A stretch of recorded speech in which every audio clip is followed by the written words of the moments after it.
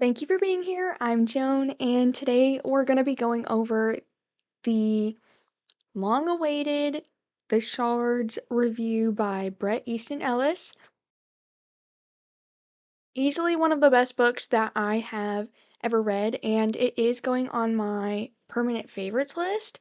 I cannot convey to you how much I enjoyed reading this, and it's going to sound weird once we get into like the nitty gritty, but this gave me kind of the sort of feeling that I had whenever I read The Secret History by Donna Tartt.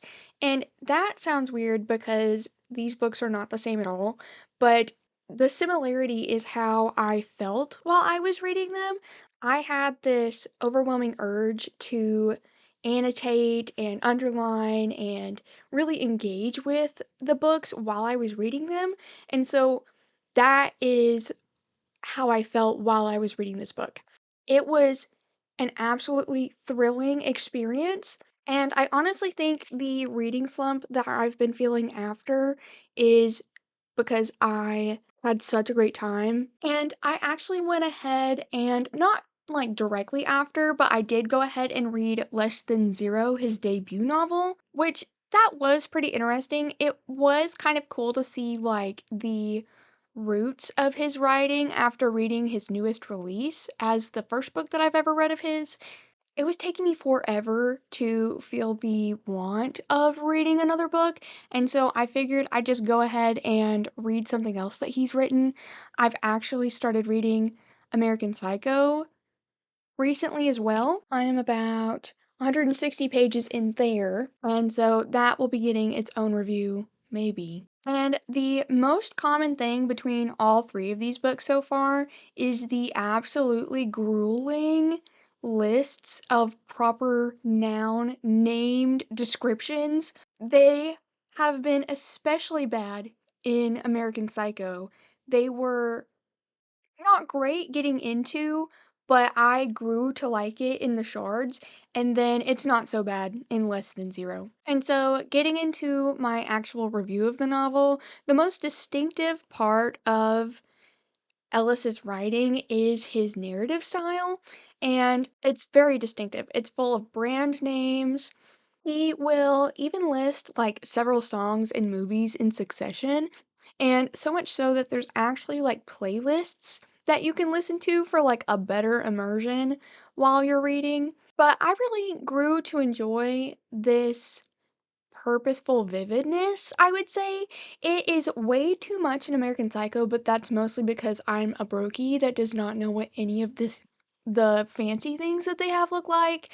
But for the shards specifically, I just felt like it made the 80s LA vibe that much more like real and interactable and full, which in turn like really made the characters feel real themselves, which they are. So, The Shards is a partly fictionalized memoir, and so it's not like My Beloved Bad Bad Girl by Gis Jen, which apparently they've pushed the date for the release of the paperback, so I'm very upset about that.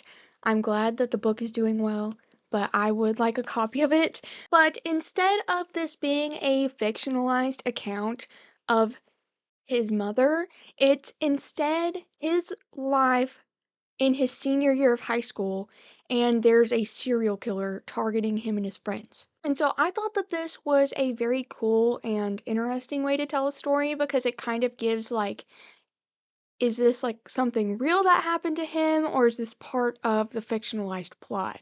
And he kind of tells you some of that in this interview that I watched. I'll link it. He basically said that he was asked when he would write a memoir, and he said that all of his books were in some form a memoir, which leads me into Less Than Zero. Not insinuating anything. So, if you're not interested in Less Than Zero, go ahead and skip to this time where I get back to my thoughts on the shards. But since this is a shorter book, I thought that I'm gonna go over my thoughts on this before transitioning into like the similarities between this and the shards and then continue on with the shards. So if you're interested in that, come along. So I found Less Than Zero to be actually so similar to the Shards that I would get jump scared every time I read the name Clay instead of Bret.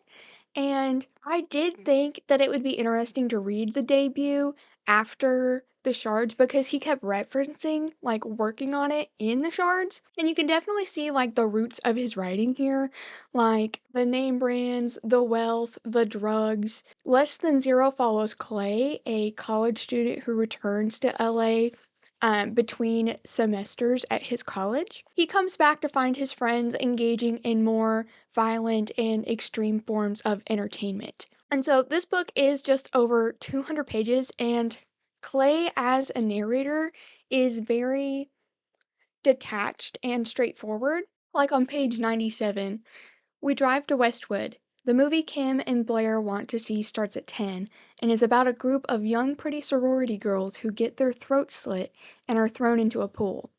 I don't watch a lot of the movie, just the gory parts. And so I thought this quote really shows the level of detachment and straightforwardness that he has. I did find this narration style to be a little bit jarring, especially after reading The Shards. But after I finished reading it, I do think that it was the right choice for the character. It's just as detached and emotionless as he is throughout the novel. This nature could be the booze, the coke, the way he was raised, which we really don't get to see into.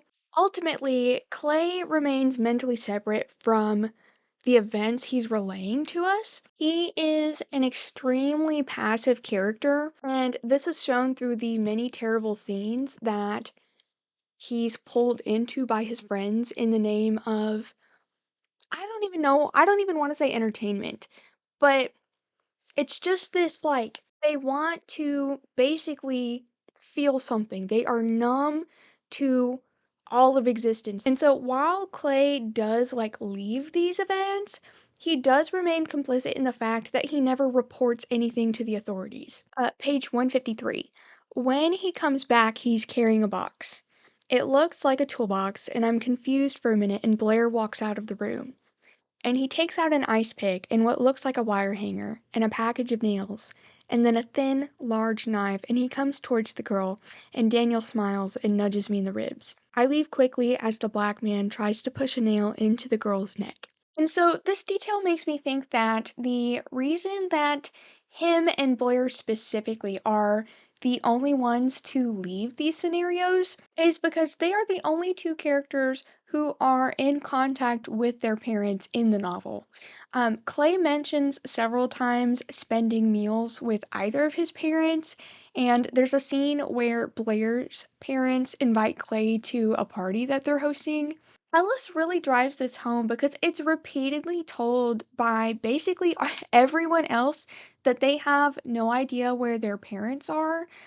Some of them get their news through like the news and gossip columns to actually figure out where they're at, and others just really have no idea at all. And I do think that that's part of I think that's like a pointed part of the narrative is that they don't have that sort of stable home life. And so I thought this was also a really interesting point to build in the story because the teenagers, they're wealthy, they're unmotivated, they're numbed to the world through drugs and through the status and protection that their wealth gives them. And so they're looking for anything to thrill them or give them some sort of feeling and excitement. And so while obvious, I don't think the point of this novel is to show wealthy kids being able to get away with crime and living the easy lives of wealthy people. I don't see it as an attempt to make me feel bad for them either. But through his constant exposure to these people and getting more into their mindset, through the like end parts of the novel, Clay is wanting to see darker and darker things. There is a small subplot about his longtime friend Julian, who is essentially pimping himself out in order to pay off a debt, which I believe was drug related. And so these scenes do take on a different tone from the rest of the novel, in my opinion. There are snippets of times of him remembering when they were together as children, during which he is basically not necessarily forced, but going to watch his childhood friend be prostituted to a man. And so, like on page 175, he says, I wonder what the man and Julian are going to do. I tell myself I could leave. I could simply say to the man from Muncie and Julian that I want to leave. But again, the words don't, can't come out, and I sit there, and the need to see the worst washes over me quickly, eagerly. So, this is him really sinking into that sort of mindset and kind of giving into it, essentially. So there's a scene where Clay and his friend are driving around aimlessly, page 195. Where are we going? I asked. I don't know, he said, just driving. But this road doesn't go anywhere. That doesn't matter. What does? I asked after a little while. Just that we're on it, dude. And so for them, with the power and protection of their wealth, what's $15,000 for a snuff film? What's thousands of dollars spent on coke? This is a time period where you can leave your kids alone without any way of tracking or getting in contact with them, and apparently something that seems very common in that tax bracket. What have they been actually taught to care about? Now, obviously, again, I'm not saying that the point of the book is to make us feel bad for the rich or for us to care about these people because we're not actually given a lot of information to like relate and care about them in the first place. I believe this story is about indifference and a lack of action. Parents not keeping in contact or spending any time with their children, people who walk around when someone falls, not alerting authorities when coming upon a crime. I believe this book highlights the lack of care we have for one another and the way in which violence is commonplace and desensitized. And this book did come out in 2010, but it strongly reminds me of the people who would talk about like online gore videos they'd watch, and I wonder what kind of impact those would have on someone's psyche, especially as a child. And so, of course, this book is set in the 80s, so they didn't have the same sort of like technology, but who knows what exists with all of the decades long criminal information we're supposed to be finding out about. And so, I will leave this story with this excerpt from page 76. I was wondering why there were no other cars out to stop or help. My sister stopped fighting and told me to stop the car so that they could watch. Now, for the similarities between the books, I noticed a few other little details other than the writing style, and so there is a few times where Clay mentions that someone calls him on his phone during the night, and then they don't say anything over the line, which is to me reminiscent of the trawler in the shards. And I didn't really like understand the point of that in this story.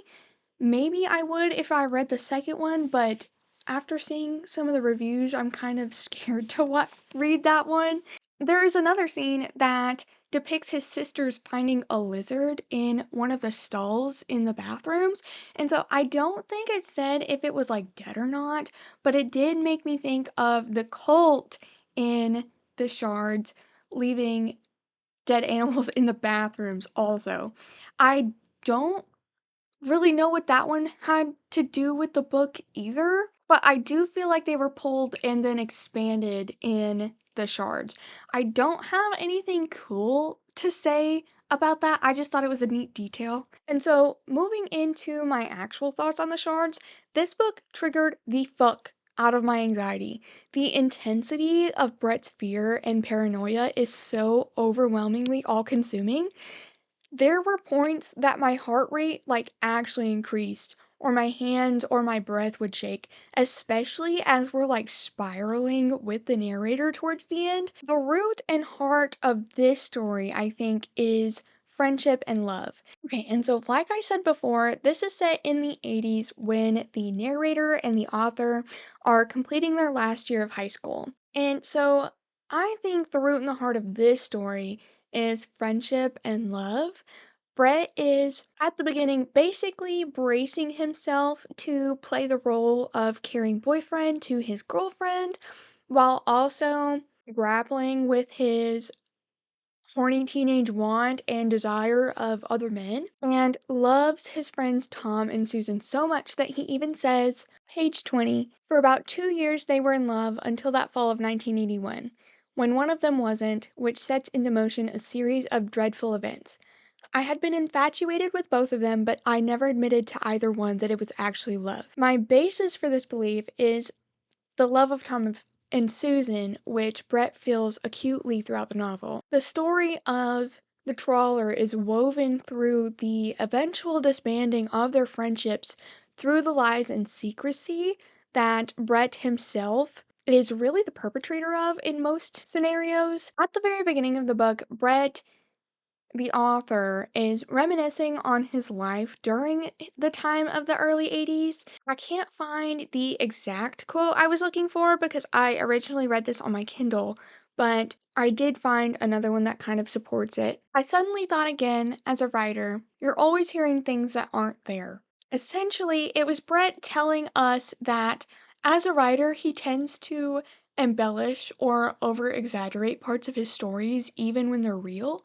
And so I think this is definitely a case of being an unreliable narrator because you can definitely tell when he's embellishing things, especially at the end of the story, with how Brett relays the death of one of their classmates to his peers. It really is insane to see like the switch up. And so the beginning of the end of Brett and his friends is not only the developing breakup between Susan and Tom, but also the arrival of new boy Robert Mallory. Robert moved to LA to live with his aunt after several traumatic events in his life and becomes immediately suspicious to Brett when he lies about going to see a movie that Brett remembers seeing him at, and this propels Brett's attitude and character throughout the rest of the novel. And so the basis of this book is their friendships and its deterioration. Brett claims that it's Robert's doing, that he's evil and that he's going to murder everyone. Brett has accrued overwhelming evidence of Robert's real identity as the trawler. One of my favorite lines comes from Robert when he tells Brett, "When you talk to me, you're really talking to yourself, dude." First, I, like the narrator, was not really sure what to make of this, but as Brett's mania grew, I realized that most of what he was accusing Robert of doing, he was doing himself. Stalking, lying, terrorizing.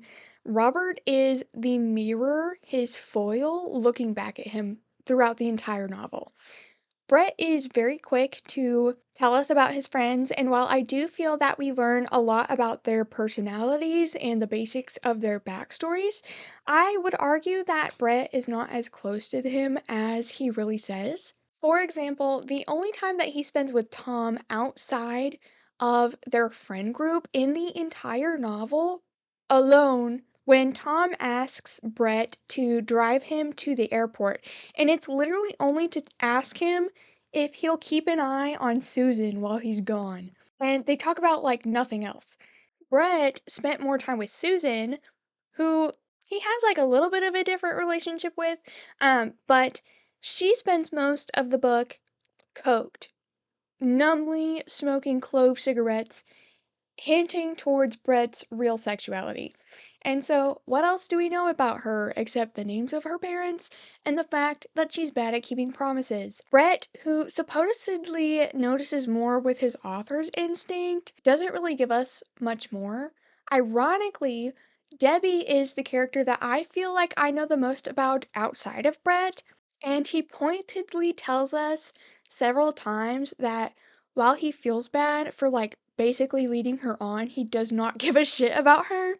He's brushed her off as kind of this spoiled rich kid worse than the rest of them in a way, and he's surprised to find that she actually has passions and desires for herself, which is more to say than like Susan. And, like, with how gay Brett is, I did think it was interesting how lustful he was after Susan, but not his girlfriend. And so, paired with Tom, it gave me the thought that perhaps he didn't only, like, lust for them by way of being with them, though I do concede that he does directly say this. I think that his love for them is more in what their perfectness represents: wealth, power, heterosexuality, and whiteness. And so, again, on page 20, Tom Wright and Susan Reynolds were casually beautiful, all American, dark blonde hair, green eyes, perpetually tan, and there was something logical in the way they had gravitated inexorably toward each other. It is when Susan rejects this conformity by causing a scene and not wanting to perform the role of homecoming queen that Brett marks the start of the end of these dynamics. And he blames all of this on Robert for trying to steal Susan away from Tom, with how attractive and charismatic he is. I do think that is a little bit interesting, especially because Susan had mentioned to Brett before Robert arrived that Tom wasn't like dumb exactly, but she definitely didn't seem very enthusiastic to continue to be with him. Brett feeds his fear in his fixation on the news and on the trawlers killings. So it's usually girls, and they're stalked, plagued by silent phone calls, pets go missing in their house and in the block surrounding, and they'll come home to get their furniture rearranged, among a couple of other things. And so, as more and more of these events begin to happen to Brett and his friends, it's easy to fear for him when he takes a Valium to calm down enough to even go to sleep, or just waiting for him to mention seeing his dog when he's at home. And one thing that I found really interesting was the fact that no one knew who the troller was when he would bring it up to them. Like, Brett would bring up the news of, like, the murders and the break-ins, and I saw somewhere that this could possibly point to this being part of, like, a hallucination that Brett is experiencing, but I had actually interpreted it more as a wealth safety take. Everyone he interacts with is really rich, living in the high rises of like Bel Air in mansions and butlers, and they're as far removed from danger as one can be. And so perhaps their ignorance is more to blame, as they're more focused on parties and what brings them pleasure. Brett also has a lot of thoughts on things that he finds erotic, and most interesting to me is that his lust for Robert always cuts through his fear of him. And each time Robert is allegedly being suspicious or weird about something, Brett is thinking about his attractiveness. He's thinking what he'd like to do with him. He's thinking about what he smells like, what he looks like. And there's this jaw-dropping scene where Robert shows up at Brett's house, following him very aggressively, only to begin Brett's fantasy of initiating an interest in sex, only to call Brett a slur right before he finishes. And so I had a really hard time wrapping my head about what Robert's motivations for this could be. Brett says previously that he knows that Robert isn't gay, mainly because of how Robert spoke to him about Susan, and says that he knows that Robert's the trawler, and yet he drops this act immediately without hesitation, responding almost hungrily to Robert's small act of physical intimacy. Did Robert do this as a way to gain power over Brett for constantly accusing him? Did he pick up that Brett was gay, or did Susan tell him like she told Debbie? And though Brett liked to think that he knew everything about Robert, I think he's really the one that we know the least about. Everything learned about Robert is from another source, and we don't learn anything directly from him.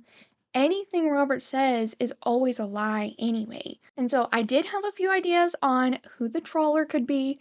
My fun idea is Ryan, the boy Brett spent a really intimate weekend with and could not stop thinking about. He's the one that didn't like hanging out with Brett's friends because he considered them very spoiled and shallow. And so my only reasoning for this character is because typically the trawler's MO is to remove the eyes of like the victim or the animal, but specifically in the death of Debbie's horse, it is said that its eyes are opened up in like a cartoonish way to make sort of like a surprised look, which I thought could be a reference to like the what's up face that Ryan did all the time. I don't know what that's referencing, but it just like visually felt like the same thing, I guess. And so looking back on it, this could have been done by the trawler or perhaps someone working with them, like as a nod for this reason, maybe. I don't know. And that's my actual answer is I don't know.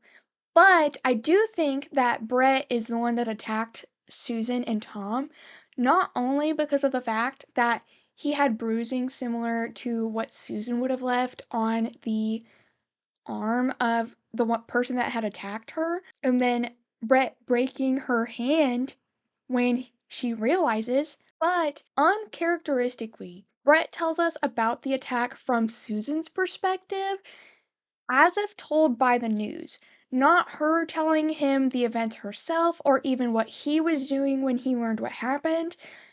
And this character has been very consistent in telling us what he does as soon as he wakes up.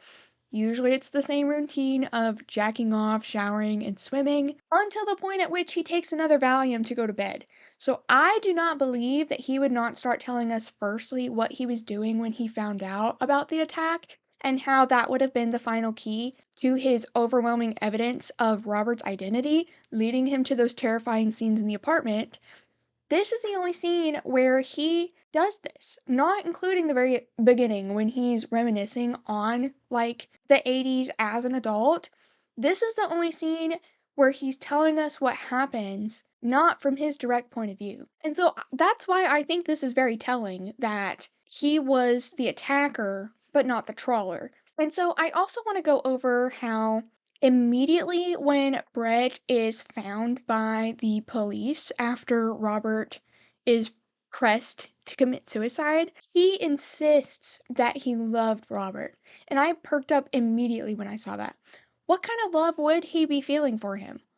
A simple explanation is it's the beginning impression to lead him into like his heroic arc, saving his friends from a killer and distancing himself from being the cause of Robert's suicide. But I really feel like there's more meaning to it than that. Is it perhaps feeling like the love of his close attentions and fantasies that he's built throughout the novel? I'm not gonna lie, I don't really have an answer for this, but I really would love to hear what you think about it. If you have not read this book, why are you watching this? Go read it. If you have read this book, please feel free to start a dialogue with me because I would love to talk about it. I want to know what you thought. I want to know why you think he loves Robert, and I hope you guys enjoyed this video. I am, like I said, reading American Psycho at the moment, so I don't know if it's going to get its own video because I'm kind of not vibing with this one the same way. It's not, it could be the character. It probably is, but I'm just having like a harder time getting into that one. I'll let you know how it goes. I also have another video that's going to be coming out soon. I am going to be finishing up my review of Molka by Monica Kim, so that one's going to be coming out next. Again, thank you for being here. If you liked the video, please like, comment, subscribe, and thank you for being here. I hope you have a good rest of your day, and I'll see you later. Bye.